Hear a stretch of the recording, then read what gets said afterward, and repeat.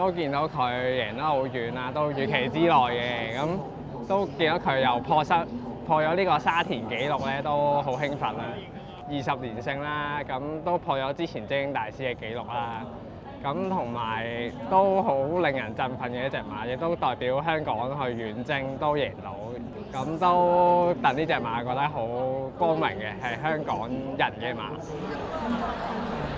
呢幅係我自己畫嘅水彩加marker 嘅畫作，今日特登畫咗帶入嚟係支持佢創造呢個20連勝嘅新紀錄。初出道咧就唔係咁成熟，就都唔係場場贏嘅。直至於佢去到第二季嘅時候咧，漸入佳境，開始覺得佢已經係水準係高過晒其他嘅現役馬嘅。咁嗰陣時開始一路呢10幾場都有追住咯。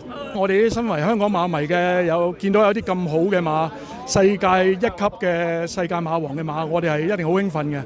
咁佢嚟緊一路締造新紀錄嘅之餘咧，我哋係會一路再入嚟支持佢嘅。